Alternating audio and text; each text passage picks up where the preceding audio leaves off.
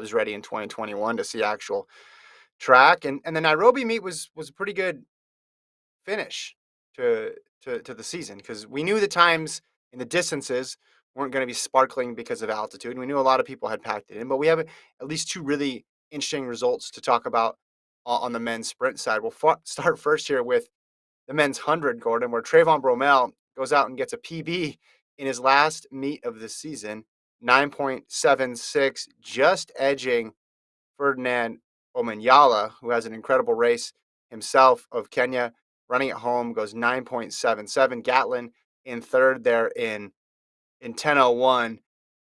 Trayvon Bromell's 2021 season just contained multitudes. There were ups, there were downs, there were crazy fast times, there were unpredictable races where he went slower than we thought. So in a way, this is almost fitting that he drops a world lead and a PB in his last time out. Yeah, and it's fitting and unfitting at the same time, right? Because you're trying to wrap your head around it, right? We're trying to wrap our head around this is the Trayvon we thought we would have for the entire year based on how the season started. But, you know, there's a lot of like what if right now on your mind about Trayvon's season, right? Because if you look at putting this graphic up, if you look at the start of his season, he was undefeated. Look at all those first places. He was Mhm. undefeated all the way through the Olympic trials. And then he just became a fifth, fourth, third.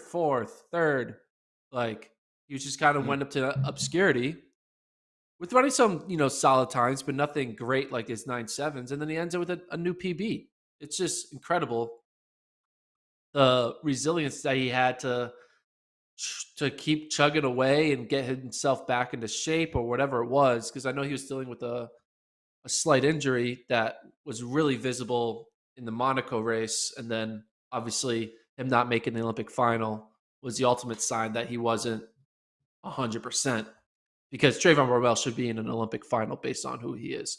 Um, so, funny little tweet here. Trayvon tweeted out, growing up, me and my coach was at a meet and asked one of track and field's previous world record holders for an autograph. He looked at us and kept it moving.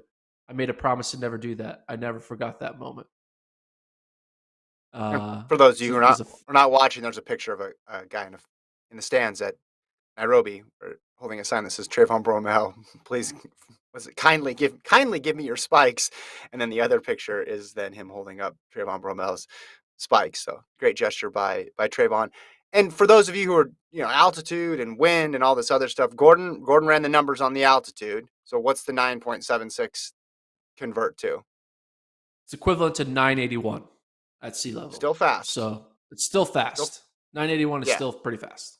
Yeah. Yeah, I think people would look at Bromell and you look at Omanyala right there, who's run some fast times this year, but wasn't a medalist, and say, "Oh, okay, well, this is all just the byproduct of altitude, which is gonna speed things up." That's not that's not a mystery. There's no denying that. But still, 981 closing with a 981 is is a good showing for him, and it Yeah. comes after I thought his outside of the Olympics, which was just tough to figure out. I thought his worst post-Olympic race was Zagreb, the last one we had. He just never looked like he was in it. He had finished farther back, but those were against deeper fields, and he was really competitive and losing some close races and a 10th back or a 100th or two back from finishing second or even getting wins. But Zagreb was the one where he looked like he was really just a more of a a non-factor. Bracy blew him out of the water, and Ronnie Baker beat him as well too. So then to come back from that all the way to this with a PB, that's momentum going into the back half. Yeah. It's I mean, Trayvon has tweeted out he's trying to figure out how to race internationally Mhm.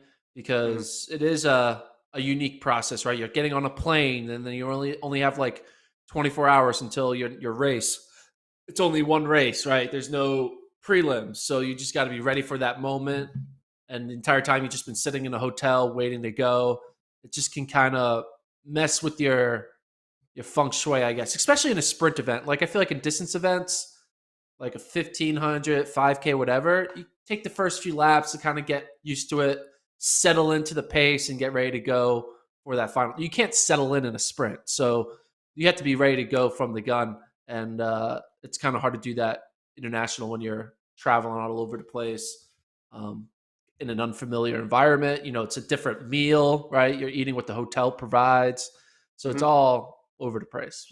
So for him to end the season well, not only happy for Bromell, he got back to his 9-7 days, but this entire time we've been having a discussion: can he be Andre DeGrasse, Fred Curley? I forget. We decided that. I think I decided that it's going to be a tie between Curley and DeGrasse, and they're sharing the cup. You decided to give it to DeGrasse, but Mhm. now do I need to give Bromell like a back in the category? Do I need to give him a nomination again and reconsider? It's going to be hard because you can't really give best sprinter of the year to Bromell for the same reason you can't give it to Lamont to Jacobs of Italy. Because while Mhm. Jacobs does have his Olympic gold, it's like one race. Mhm. Same thing with kind of Bromell. Bromell does have top times, but it feels like it's only just a few races. He hasn't won enough about head to head against DeGrasse and against Curley. He did it earlier in the year, but he Yeah. didn't close. And you should wait, I guess, later in the season more than what you do in an April Florida track meet. So Mhm. Mhm. um, You you Bromell, talked though, about he's him. going to be in my top. He's going to be in my top five now. I have to put him in my top five. I feel like these results post Olympics have just been designed for maximum confusion going into 2022.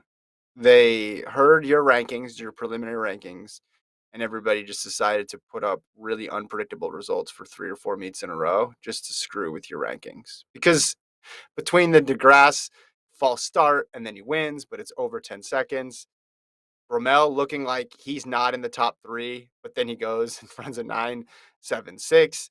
Like, how are you supposed to read anything into these results? Is really, really hard. I want to touch on one point, though. You brought up Bromell getting experience racing in Europe. One thing he said he needs more of.